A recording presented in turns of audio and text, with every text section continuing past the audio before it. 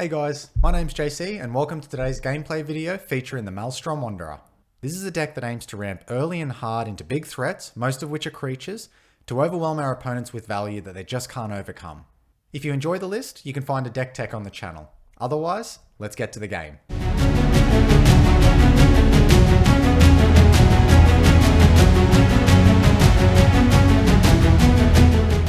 Alright, so let's take a look at our opening hand. So we have no ramp and we have one land, so this is a pretty easy scoop to the bottom. So let's take a mulligan on that. Our second mulligan, we have two lands. We have the Orcish Lumberjack. Again, not really ramp that we want to see, so I think we're going to have to mull down to 6 here. Okay, that's looking a little bit better. So from the looks of things, we've got potentially 4 lands, a Sylvan Library for card draw, and Somber World Sage can help us ramp quick, so we'll definitely keep this. Now, I think we're going to put the Giant Adaphage on the bottom. We're not going to be seeing it anytime soon, so no need for it. So the Delina player plays a Snow-Covered Mountain into a Wayfarer's Bauble. And that's it for their turn. We draw into Coma, so we'll play our Seagate Restoration, and we will not pay the 3 life. And we'll pass it over to our opponents. Azor plays an Island into a Mana Crypt. Not a bad start. Into a Mox Opal. Okay, Azor isn't messing around here. And into an Arcane Signet. Well, I don't think they could have asked for a better start, that's for sure. Are we going to see anything else come out of their hand this turn? And a Mystical Tutor. Okay. Well, I certainly think all eyes are going to be on the Azor player at the moment. Let's see what they get here. And they tutor up a Fabricate. Okay, so our opponent's gotten off to quite a fast start here. Hopefully our other opponents recognise that and they may be able to interact. Torbran just plays a mountain and passes the turn. So we see another mountain come into play and they crack the Wayfarer's Bauble. Okay, so for our turn we do draw into a Bloom Tender, so we do have a choice here. We can get into Sylvan Library and help further our card advantage, maybe even filter into some lands or some ramp, or we can get the Bloom Tender down. I mean, at the moment the Azor players get in pretty far ahead, so I want to get on top of them as soon as we can. So I think at the moment we've got enough lands in hand, so I'm not worried about hitting our land drops for turns. So I'm going to go the route of playing our ramp out here. So we'll play our Yavimaya Coast for turn, and we'll get our Bloom Tender into play. And we'll just pass it off there. So they play an island for turn, and they tap out for an Unesh, Kriyas Sphinx Sovereign, making their Sphinx spells cost 2 less, and getting a lot of card advantage. Essentially a fact or fiction every time a Sphinx enters the battlefield. That's going to be pretty great for them. They've dumped out their hand. They've got a lot of mana on the battlefield. And what do you want when you dump out all of your mana? You want cards back in your hand to be able to use that mana. Okay, so they've chosen the Torbran player to sort the piles here. And that's it for their turn. The Torbran player plays a mountain and taps out for a Firebrand Archer, dealing damage every time they cast a non-creature spell. And that's it for their turn. Delina puts into play a Spikefield Cave tapped and then casts a Crashing Drawbridge. It's exactly what Delina likes to see when she can get out and attack straight away. And they pass the turn. Okay, so we draw a land for turn. So the plan here is going to be get the Somber World Sage down. We get that down, we are going to be able to get our commander next turn. So let's just hope that we can keep both of these creatures alive in the meantime. I don't mind if the Unesh player has a counter spell in their hand because we're fine with that. We tend to play through interaction pretty well. They can't stop all of our spells. They can't stop all of them. And they cast Azor the Lawbringer. When Azor the Lawbringer enters the battlefield, each opponent can't cast instant or sorcery spells during that player's next turn, and when it attacks, you can pay X, white, blue, blue. If you do, you gain X life and draw X cards. Some nice abilities on there. And that does trigger Unesh, so they're going to get more cards in their hand. So as far as things go so far, Azor's definitely our big target.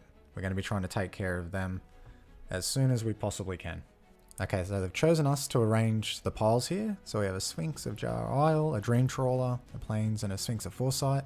So what I think we'll do, the Dream Trawler is a pretty good card for them at the moment, but they're a little far away from casting both these 6-drops. So what I think I'll do is I'll put them into that pile there. Fortunately, none of these Sphinxes are too devastating. They have decent abilities, but nothing that's going to slow or shut our game plan down too much in that. And they are expensive, so while the Azor player is certainly filling up their hand in that, the threats that they're putting down are limited at the moment. They certainly can't just spill their hand out into the board. Okay, and so it looks like they've taken the Dream Trawler and the Plains, and they play the Plains for turn, and they play an Azor's Gateway, a card that I haven't seen played in a little while. It's hardly ever gone off, but let's see if it can happen in this game. I mean, we're going to do our best to stop it, that's for sure. And they activate its ability. So for those who don't know what it does, you can pay 1, draw a card, then exile a card from your hand. If cards with 5 or more different mana values are exiled with it, you gain 5 life, transform it, and then you can tap and add X mana of any one color where X is your life total. So it's certainly a banger of a card if you actually get it off. It's the only problem is actually getting it off. It's quite difficult. I've never actually seen it being done before. And that's the end of their turn. So we get through one player allowing our creatures to survive. Let's hope we get through another. So Torbran plays a Mikokoro, Center of the Sea. And it looks like they're just passing the turn there, leaving some mana up. It'll be interesting to see if they do have any instant speed interaction or whether they just don't have anything to do for the turn. Okay, and the Delina player gets Delina out onto the battlefield. Unfortunately, she doesn't have any real great targets at the moment, so she's not really doing too much this turn. And she goes to combat swinging at us, and we will definitely not block that. Our mana dorks are too precious. Oh.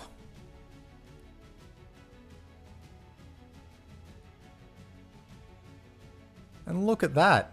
Look how many times they must have hit 15 to 20. That's amazing. Oh, that is absolutely awesome. Okay, and they're sending the rest of the other copies in at Azor. That's even better.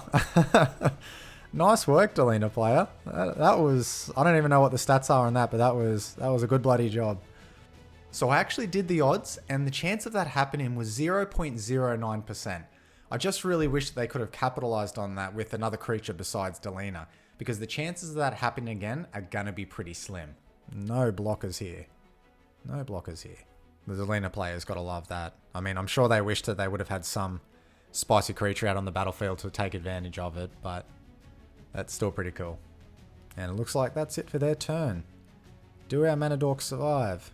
Okay, well it looks like we untap with it. We draw a snow-covered forest. Well, I think the plan here is just to get our commander down. I don't think getting Coma down is going to be doing too much at the moment, so the commander it shall be. So we'll play our mountain, and let's get the boss man down. Okay, gods of Cascade, be nice to us.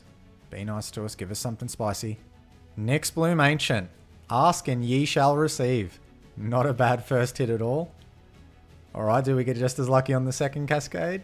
An Elysian Caryatid. Now look, normally that's not a great thing, but this little Elysian Caryatid right now is going to be tapping for 6 mana, so... Now unfortunately it's just 1 mana off being able to cast Coma. That would have been super spicy.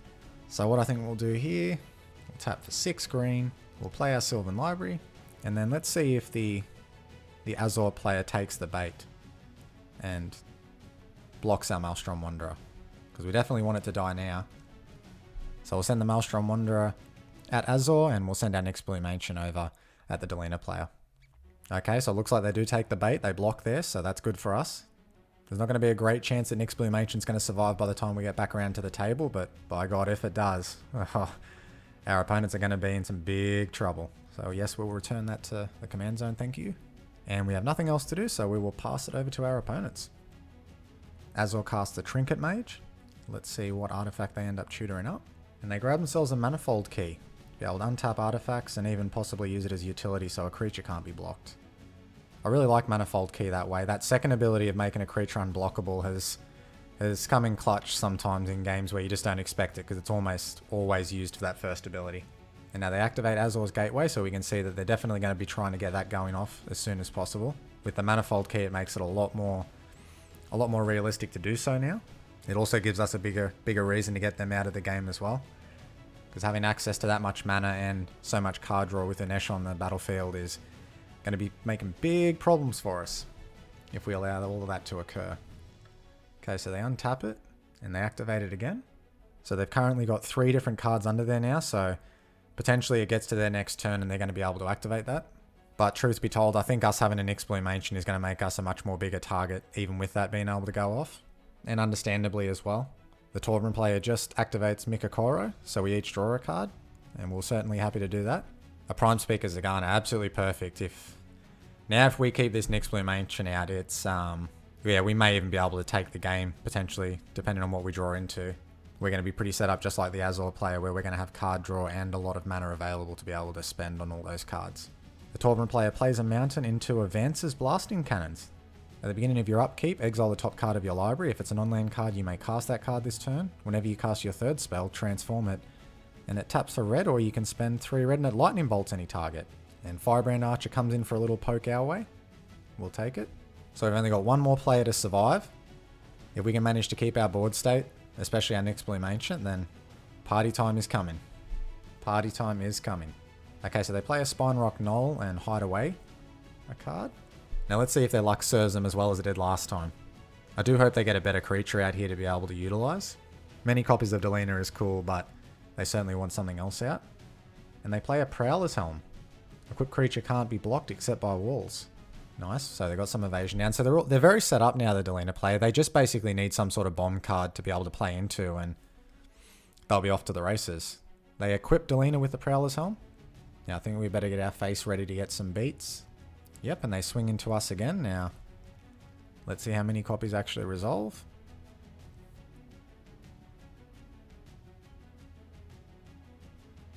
And it looks like they only get the one this time, and that one's coming in at us as well. So we'll take the damage. And that looks like it's the end of their turn. Alright. I think we're going to do it, guys. This is going to be a big turn for us. This is going to be a very big turn. So our Sylvan Library activates.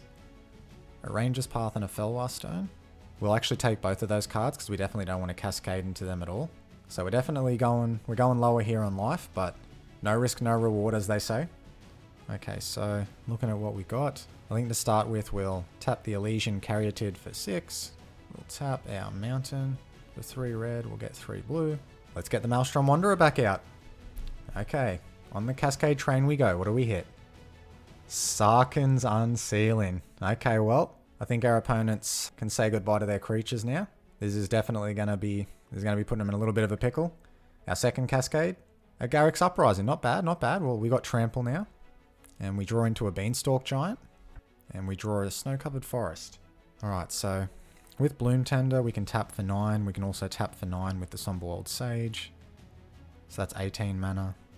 21, 24. So we have quite a lot here. So I think what we'll do, we'll tap Somber Old Sage for the 9 green. We'll go blue with the Dream Roots Cascade. And let's get Prime Speaker Zagana down. We draw a forest off of Prime Speaker Zagana, which becomes the biggest creature on the battlefield. And let's draw 8 cards. Okay. We've got an Atali there. Always happy to see. Genesis Ultimatum. Very good. Field of the Dead. That's not going to be online just yet. Okay, so we've got quite a few bombs here. So we've got 5 creature mana. So I think we start here. We're definitely going to try to get the Genesis Ultimatum off. So we're going to tap our Bloom Tender down. Okay, and off of that we hit a Lurking Predators, Carplusan Forest, Misty Rainforest, Talisman of Curiosity, and a Tachyova. Not bad at all, 7 mana. Getting nearly 12, 13 mana value worth of permanents and some lands into play. So let's put all of these into play. We'll draw some cards off Tachyova. And that gets us into Uro and Old Gnawbone. Or Old Gnawbone is... We're definitely putting this one down. This is... Yeah, this may be the end of the game for the guys here. We're just swimming in the value right now. We'll go with blue here.